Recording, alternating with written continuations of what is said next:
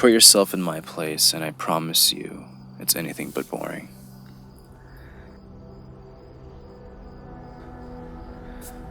I'm now an almost weekly Salvia user, and I have had mushrooms 6 times, DMT twice, ayahuasca once, and LSD well over 150 times. A mushroom trip would be totally awesome on my birthday.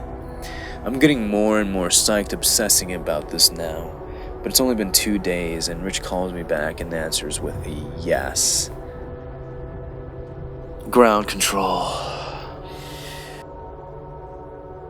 It was a late Tuesday evening, and we were both at the Zen Hermitage where I conducted practices, and I assured myself that I would be totally alone and undisturbed until Wednesday. We arrived there at 10:30 p.m., and I couldn't wait to open that little bag of veggies at exactly the midnight hour. The more I indulged, the nastier it got, although ayahuasca, depending on the mix, would have tasted far worse. Rich said to me, I brought something really special for a kickoff, and he pulled out this minuscule Ziploc bag of what looked like the tiniest, most pathetic gram of black pot I'd ever seen. He also had this 2-chambered wooden pipe and small dropper vials of something he called emerald essence, which was actually the sublingual tincture form of Salvia divinorum. I remember pointing at that pot, which had never gotten me off past a mild buzz in the zillion times I had smoked it years back. Stupidly, I remember ignoring him, telling me that this was not pot, but about a hefty 1/3 gram of 20x salvia. I remember picking at that envelope, which he grabbed away, and then he said, "That's purple sticky. Astronaut Sally D, brother. Forget about it. Just put 3 droppers full of the juice there in your mouth and hold it under your tongue and don't swallow. It's a little uncomfortable, but keep it in as best you can. She's the teacher plant. And bro, you'll be more than a little amazed." I was more than a little pissed at his suggestions, but I couldn't handle some tiny wisp of weed and, well, I said fuck it. My first big mistake. Looking back on my setting, it was anything but optimal. The day had gone wonderful, but over the long run, aside from my normal routines and family stresses, I had been dwelling acutely on my mother's battles. So I wanted to take more hallucinogens. Well, I remember he was all fired up like some excited 10-year-old. And he just wouldn't quit talking about the salvia. He had spent a lifetime as a garden hose up against a house when he took salvia once, observing a whole family pass through each individual stage of their entire lives. Was this to convince me? Well, yeah, because that's always been one of my fucking goals. It didn't seem so much leery as skeptical, especially after he told me all these things.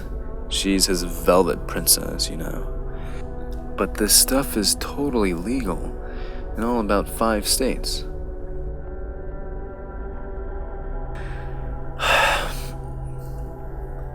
My second big mistake? Total lack of proper investigation and respect for the preternatural powers of Salvia divinorum, or as they called it, the diviner sage. I was set to go, and I reached for this precious tincture. He warned me to just take 3 drops, so naturally I squeezed out a fast 6 droppers full quick under my tongue. Damn, that shit burned, but I managed to hold it in. And I can remember him rambling about not swallowing properly, or the oral absorption wasn't going to hit me properly. I don't know, it was just a bunch of slurs, and then he said, "Are you happy now?" And I was just like, this sucks, and saliva started pouring out of my mouth, and it was all I could do, and I started gagging, and I had this throw-up feeling in my stomach, and I just couldn't swallow anymore. But then he said to not speak, and I held it in, and it was just way too much. And I swore we might have waited a while, but the shrooms were just kicking in as well. But he was ranting, and I was looking at these things, and things were flashing and conveying different meanings. Then I thought the shroom tea was cooking. Remember, we set up a small timer so I can count off 8 minutes before swallowing, but I couldn't bear much more of this. The tincture was frying the underside of my mouth. I felt like I had held acid under my tongue for 8 hours. I swear to God, I'm gonna have vicious cankers the next day.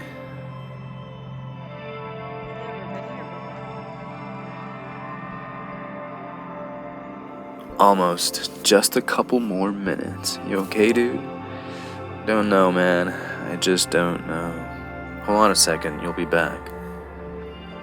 He left the room and he mumbled to himself. I started checking on the shrooms, and after a good 4 minutes, I started to feel muddy, and my right arm was getting very heavy.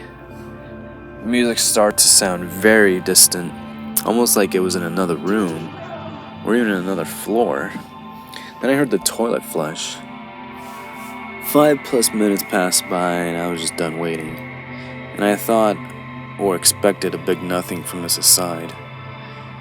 But then I was feeling rather playful and increasingly lightheaded, and the kratom was actually kicking in as well.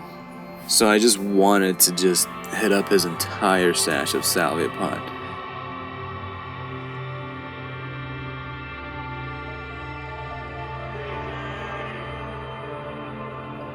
Last huge mistake, and the biggest in my entire life. I had gotten out a piece of some salvia leaf and packed it in the bowl in place of the screen. And to be honest, it only looked like 2 or 3 tiny grains of this astronaut shit. So I tapped out the rest of this entire small envelope of his salvia on top of mine, and it started looking like pulverized blackish green cigarette tobacco. And there was not much to talk about, so I just lit this flame and took in a deep toke. And like riding a bike, one never forgets technique. I managed to hold it in a full 25 seconds at least. And that was some accomplishment, because man, that stuff was burning. There was something, I thought for a second. And I started to hear muted voices, someone talking loudly but through a pillow, and I assumed it must have been from the street because it was so different, very odd, and I started to get really dizzy. Then I saw these weird red-green flashes in my head, like having a quick high blood pressure rush, and my jaw started to feel really numb, but I'm sure that's just from holding in a lung full of heat. So I tried for a second big rip, and I held it in as deep as I possibly could. I felt it pass my gut, and it was proving quite difficult for me to just breathe out. And then suddenly I got the biggest head rush of my life. Felt like someone right in front of me had just reached forward, wrapped their hands around the back of my neck, and pulled me forcefully forward until I just cracked. Rich came back holding a small tea kettle. I remember him smiling, and he looked at me, and he waved, and he gave me a wink, and he pointed to his precious glowing pipe on the floor. And I said, "What the fuck was a floor, and how the hell did I get here?" And I don't remember dropping it. I've never seen such a look on anyone's face like that. It was just like I kept cracking up, but I couldn't focus, and I was fighting this new feeling of something forcefully pulling my lower jaw right down to the floor. And I kept my head leveled, but everything was just getting really choppy, and my thoughts were growing more and more nonlinear and fractionated. Hey dude, that's 20x, what the fuck? I'm thinking. One last big toke, I swear that's it. But my hands were getting empty. Couldn't seem to find my fingers anyway. Started laughing again hysterically, but couldn't really understand why, as this was very less than enjoyable. I was getting more and more confused, and my legs were getting crossed, and I felt like they were getting pressed into the floor like some reverse wishbone. My right arm was now heavy and I couldn't bulge it. There were sharp electrical-like pins running all up and down my left arm. And then immediately I thought I was getting a heart attack. And this just makes me laugh even more, but why? I don't know, as I am not enjoying any of this. And it's funny, there's going to be more smoke. This is fucked. I'm starting to get really scared and I couldn't think. I do want this to end. And now. And this mask. Why did I want that blue thing? It's the last thing I was conscious of before it happened. Was some guy squatting next to me and I'm dreaming voices. Relax, John. You're in for big. Just go with the man. Let the lady sweep you in. If you relax, let go. And he puts this thing over my eyes for me. That's so nice of you. Who are you? Who is John? And somewhere in a distant past, I reconnected with the thought of shrooms.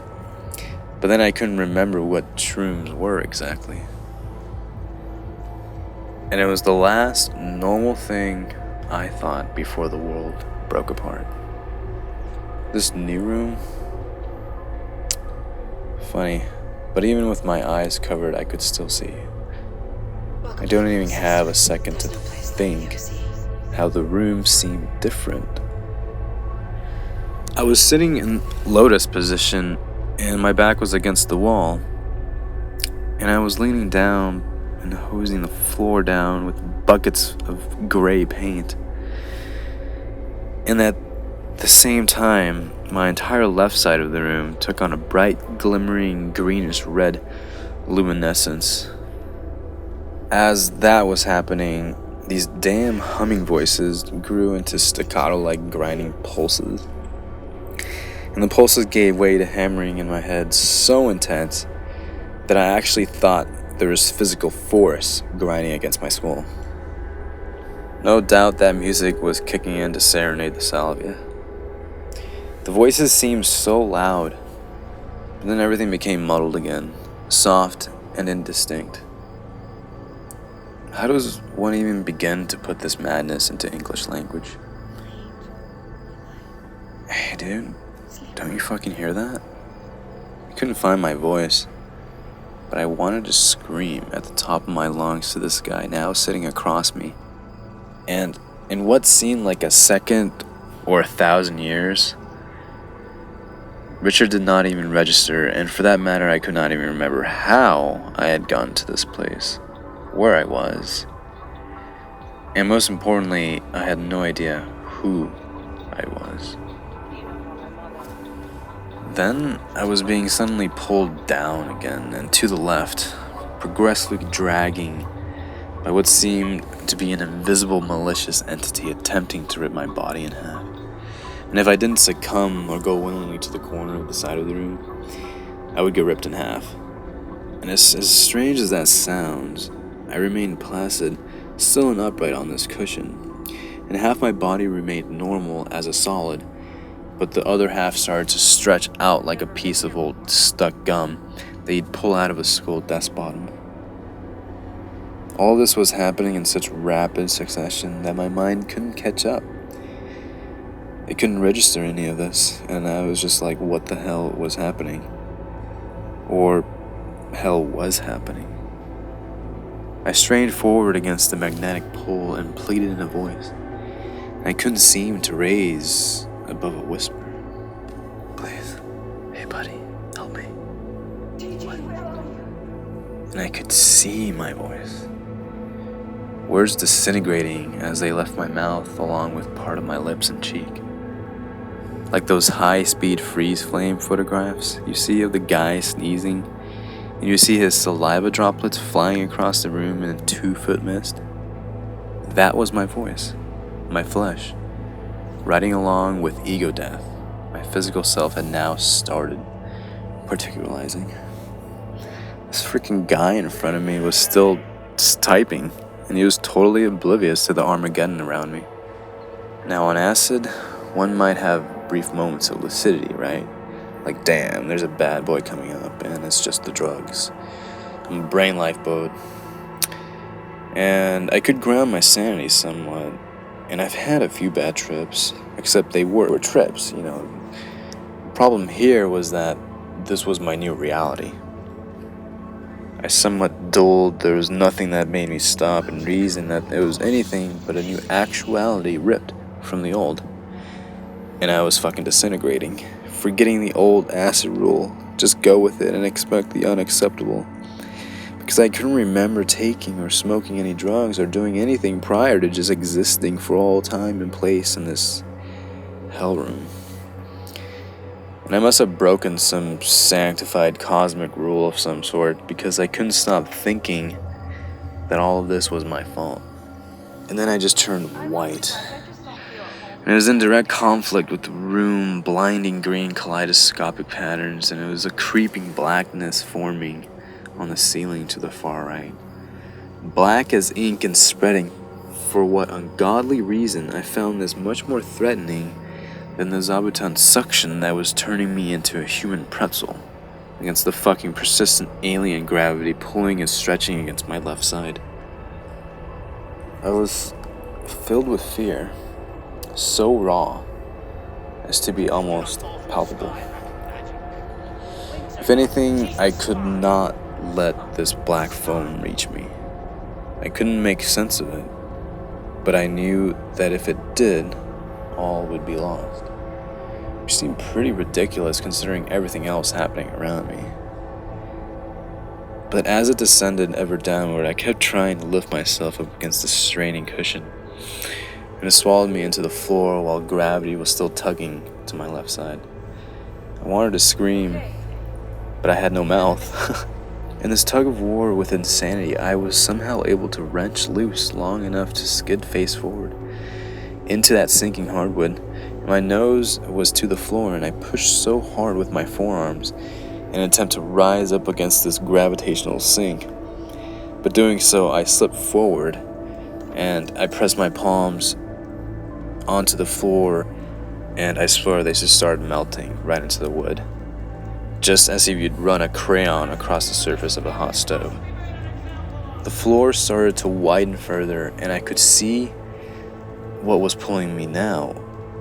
But it was not the cushion itself, but an arm-thick blackish-green vine.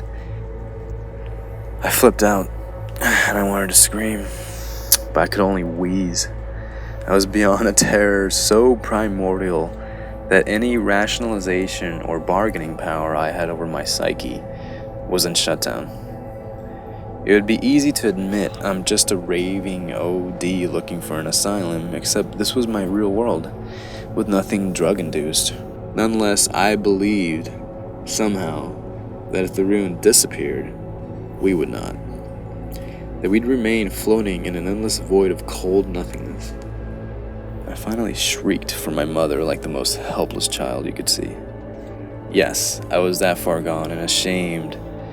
It would have been embarrassing, but admit it, saying it is not as real as the actual concrete. Concrete. Yes, more about that soon.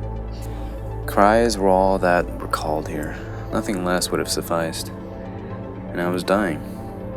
And all I could say was, I was dying. Mom, I'm dying. God, Buddha, Mom, please.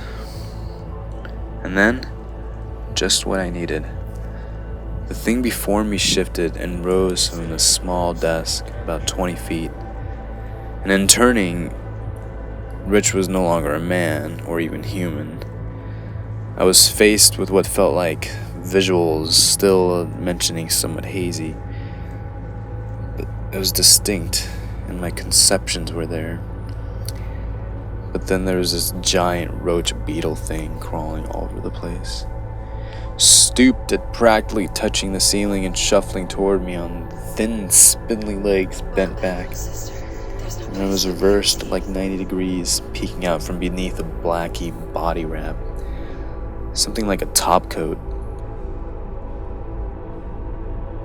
Why should I find this any more bizarre with all the other normality raging around me? And what is a massive roach beetle thing type? I just wanted to know before it reached out for what I'm sure was the kill. Funny how our priorities shift. We question that we must feel, we must answer before what we truly believe to be our last precious seconds of life. And so this thing rolled forward. Not my bending straight over, but kind of undulating, snake-like, downward advance. I felt almost at peace, a relieved resignation. Finally, I was dead. Practically touching my face, it was syrupy, mandible drooling, and I fell into my own lap, and my hand spoke soothingly. Shh, quiet now. You keep up that racket and you'll disturb all the workers. Richard later divulged that during most of this, I barely moved. I just sat there slumped over the whole time, salivating a lot. And then, from out the green-red glow, an octagonal wheel had now materialized in the far upper left corner. Spinning glass-like orb that was rotating and slowly accelerating towards me. In sharper detail, it stretched out past its portal of entry, creating an octagonal tube, like the top of a giant ice cream cone in space.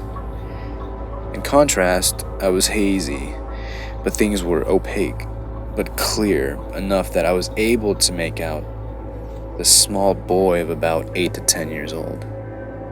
And he looked so familiar. And he stuck his hand out toward me like he was emerging out of a picture frame.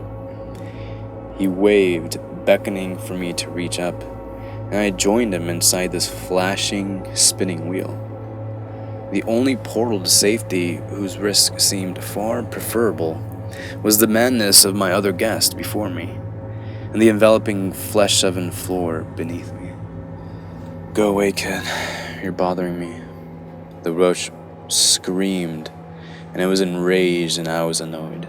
The boy grabbed me and I lifted forward effortlessly, as if I had weighed nothing, and after all, I was disintegrating. He looked right at me. We were nose to nose, but even his features were vague.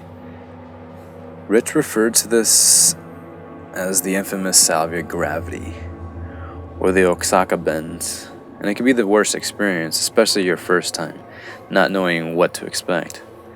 I'm still trying today to fruitlessly get used to this, and he always assures me the Salvia realms are mysterious and varied, but the ride getting there is usually uncomfortable.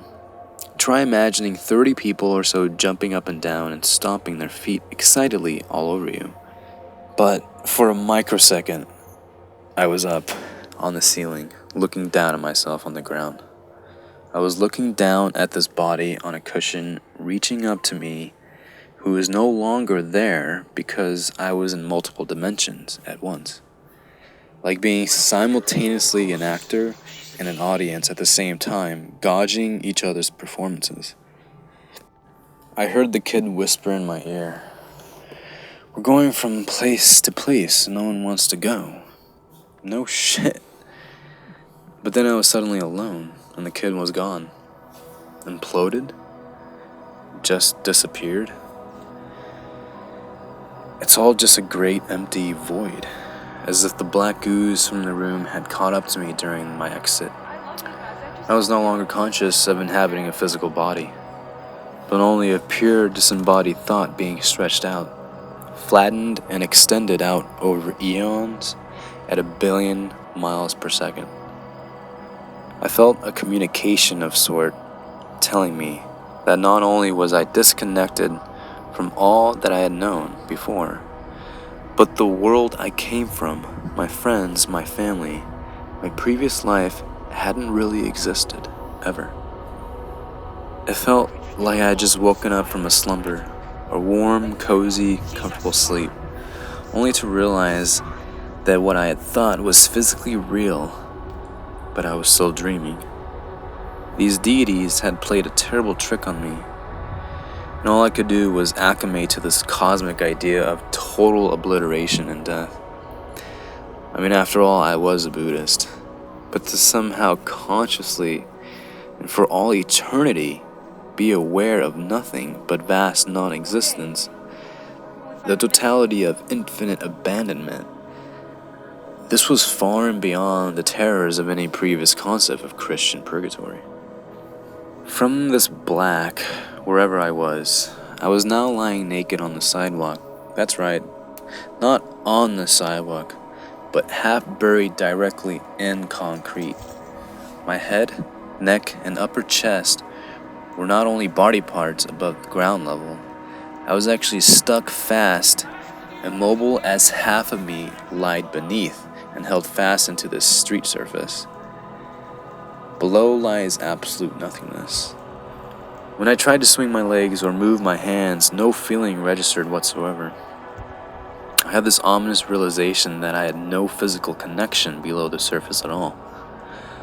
All of what was previously me was now above street level. My appendages merely a superfluous outgrowth of the street surface, and I was now part of a fucking sidewalk. Better to have gone back to being a flattened plane of disembodied consciousness than this. Accessing my immediate surroundings, I had been dropped off in a time-dimensional cube that seemed to be far larger than the circumference of a city block. For beyond that relative distance, all I could make out was a wall of white emptiness, like the city had run head-on with an enormous cloud. Also, this new piece of a world was perceptibly turning ever so slowly, revolving vertically a full 180 degrees, but at a barely discernible rate, and through the slow, relentless spinning of traffic, pedestrians, and everything around me was held fast, like with no gravitational recourses. It seemed that on Salvia, everything was forever turning, churning, spinning. Traffic would speed by, and as soon as it passed, it would shrivel and blur out into blankness, leaving subdued tracers of faint green gold as they passed. Only the buildings in my direct vision and the vague outlines of pedestrians were visually sharp. Facial details were once again blurred, and the traffic of not only modern vehicles, as we know them zipping past at 30 or so miles per hour, but also an equal number of 1800s types horsing by, the buggies plodding by in this bi-dimensional time warp. And I knew I was not alone. Something stood directly next to me, and it was literally at my feet. And then there were two women, a man and a little girl, whispering pensively amongst themselves and occasionally looking down at me with barely discernible interest. The women seemed drawn and severe looking, and that man was in contrast, but he had this green cartoonish face, and he towered over the other three by at least a foot. All wore period clothing, the woman in hoop skirts and holding parasols, the man in Edwardian top hat and black tailored jacket. Only the vacant little girl, expressionless in a long flowered dress, seemed fixated at the half-interred man prostrating before her. They all stood next to Ace Wheelworks with this huge plate glass window, and they were studying a rusted bicycle before them, the type you see in those old movies where the front wheel is massive and the back is no longer bigger than the kid's tricycle training. In place of plastic pedals, it had furred goat hooves. The green man turned his attention from the bike to me, and he said, "Nothing seems to work anymore. It can't be helped." And then he just shrugged off. I was about to call out and plead to them that this precise moment there was no cause, no further alarm or complaint. For I was now the little girl staring down where I had previously been, and I was holding my place in the ground. I turned around as the girl, looking at the reflection in the glass, and then backed down, but there was no other body below me. just an empty sidewalk and the flowing, hurrying traffic. And then I turned and I looked back at my new mother. And I had these new eyes, for I was now, then and forever, her only little girl. Thoughts and projected memories reeled like I was experiencing a childhood and living it in flash frame succession, all the way from pre-adolescence to motherhood to old age, all in a matter of milliseconds. I had rapid-fire visions from playmates, friends, and lovers up to what would be my 3 children not yet born. From marriage to old age to death, with no memory whatsoever to the thing that had previously lain at my tiny feet. It was not like I was standing there reminiscing. I was actually living these years as I stood and gazed at the empty street before me. 70 years? 75? 80? It did not measure an exact time, but then what did anymore? I would freeze in the moment and then barrel off into other lifetimes. Are you getting this? Because I wasn't. The ability, the sheer magnitude of trying to not only comprehend, but communicate this border of impossibility. I mean, I was supposed to be a big expert on dreams and the subliminal, and after all I could do was stammer. But I know that all you Salvia users out there will somehow understand.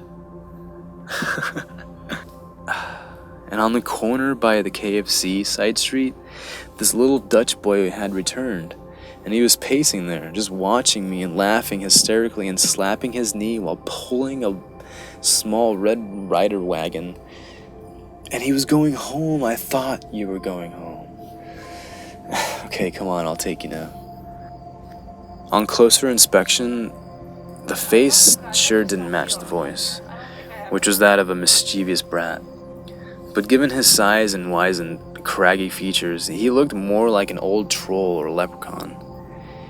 He turned and reached for me, picking up at a fluorescent orange ball from the wagon and holding it forward towards me with both hands. And I suddenly stared directly up in front of him, and I saw that he was holding me with both hands, squeezing my ears. And I wasn't an orange ball, but once again the head and shoulders attaching that was formerly concrete teleported from the street directly into his hands. He kept squeezing the sides of my head tighter and tighter, the pressure radiating downward, and again I was having this heavy tugging feeling like I remembered from another time, and it would hurtle straight down and to the left if he wasn't supporting me. If I was at this point lucid, I would have to say these Salvia beings, if not this whole experience, bordered closely on what I experienced on DMT, except for the fact that DMT was much clearer and cleaner, but no less fantastic and far less threatening. And then the paint's gone, and the troll is gone, and the wagon is gone, and the avenue is gone, and I'm gone.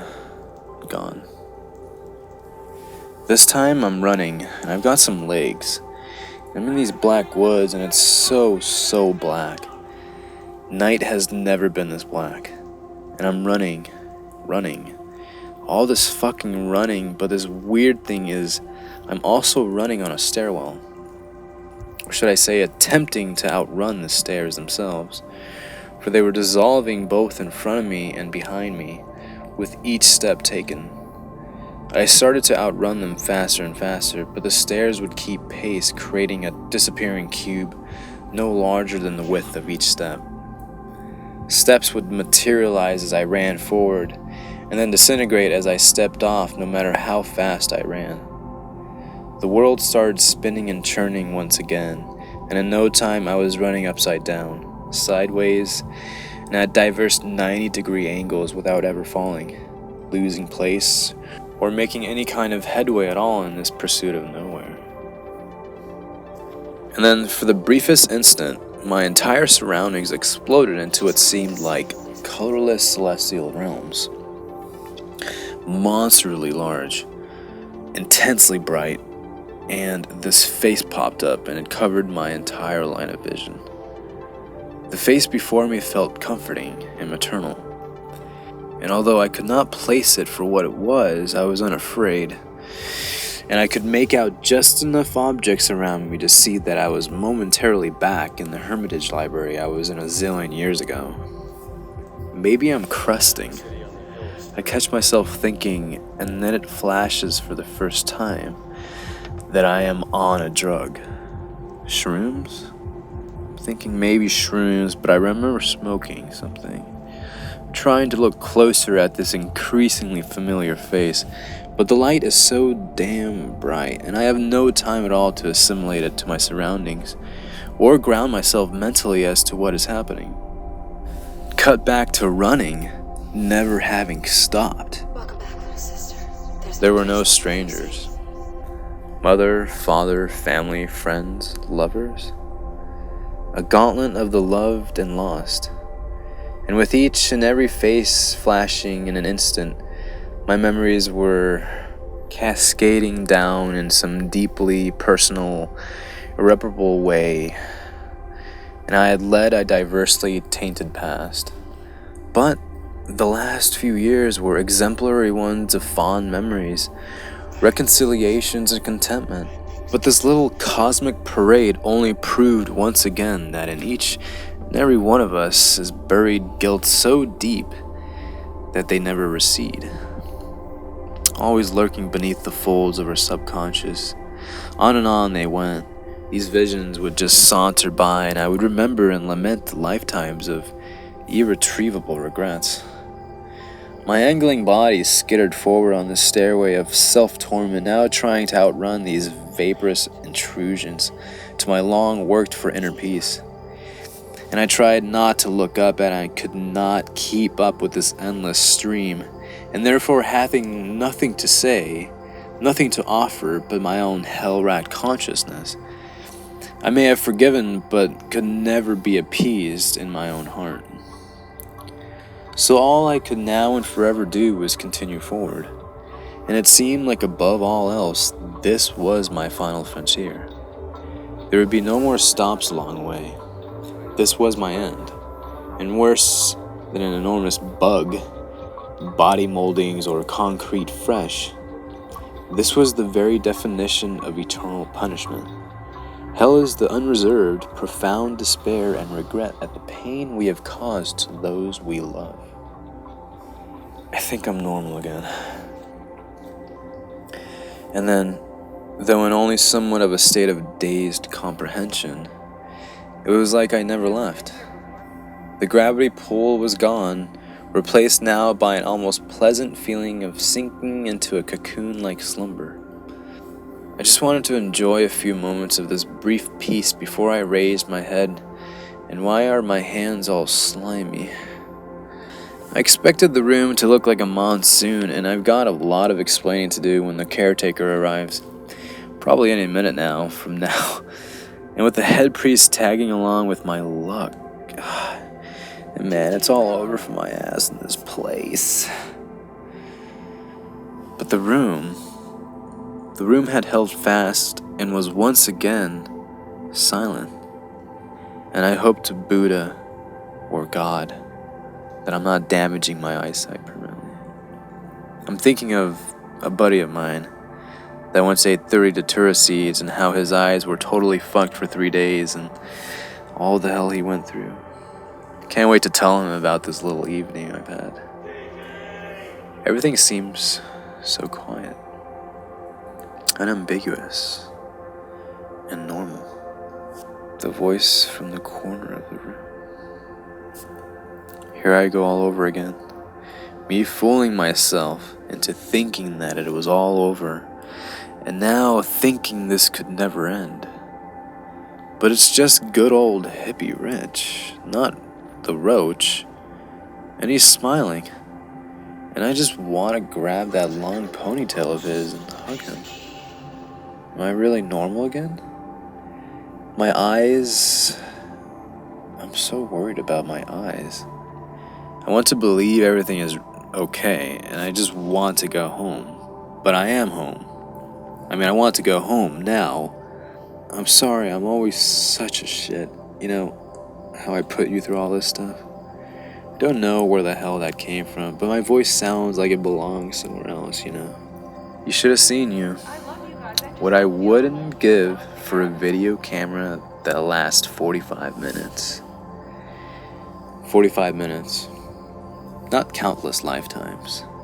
Not a million years. Not even all night.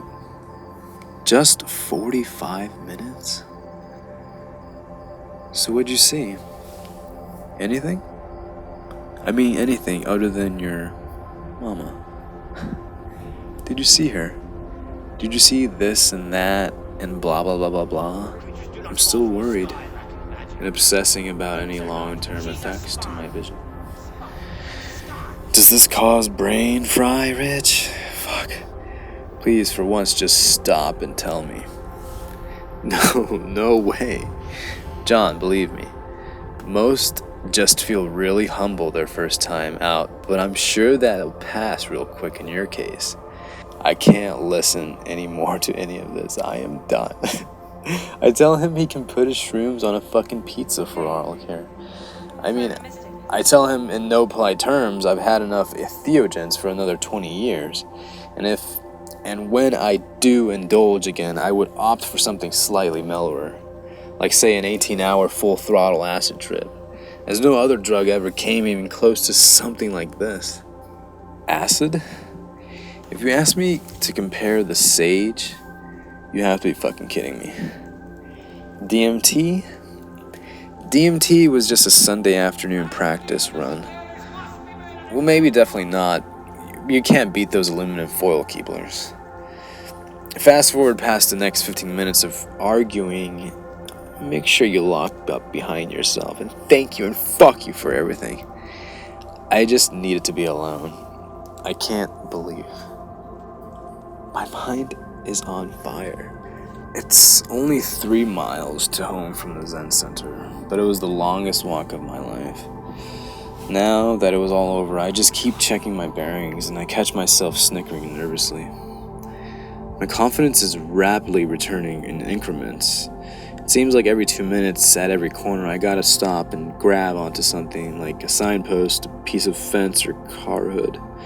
Anything to make sure it is all once again solid. And I'm not going to be swooshed off to some new outland at any second, you know. Holy shit, what a rush that was. The fear is gone. Replaced now by a state of vast awe.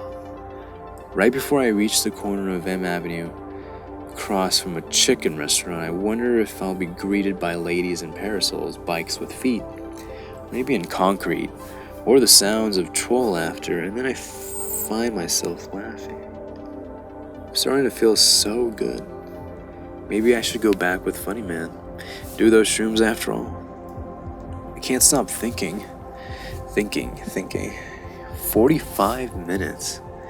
And Rich told me later that he considered that a long time for a Salvia experience. The enormity, the possibilities.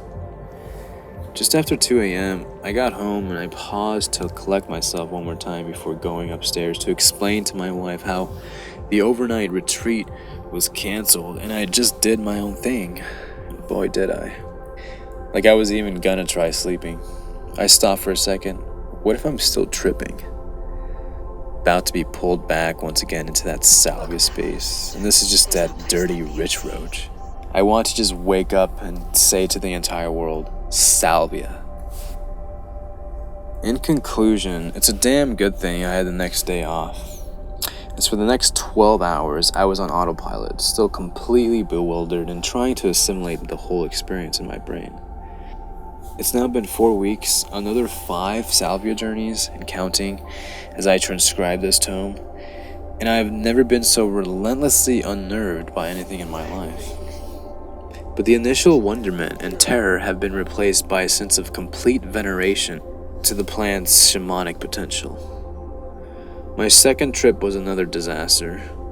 I did it with another friend, and he only smoked a half of a leaf and spent the next 5 minutes running around his apartment looking for his head. which he assured me they stole, and it was somewhere in Chicago. But I am nothing if not persistent, and the last 4 journeys since then have been some of the most positively rewarding mind experiences of my life. I have paid my dues royally and can finally say, she is now, to quote Richard, my own velvet princess. Not that I would ever think of using the word fun in these endeavors, but it's like those Hellraiser flicks. I've seen all 8 of them and loved them, but could never figure out until now why those people always came back for more, reaching out yet again and again when offered that puzzle box from Pinhead. Now I got my own puzzle box, if you will. I've recently invested enough money in leaf and extracts that even if it goes Schedule 1, I possess enough of the sage to last me the rest of my natural life. Gather round, children, in just 10 minutes Uncle will have some tales to tell. I remember in my initial haste assuring Richard that night, on my way out to the Zendo door, that I would never go back to her, that he was crazy as a loon to do that shit more than once. Well, here I am. After wrapping up this last sentence, or paragraph, or words, I'm hitting the pipe yet again for this trip number 7.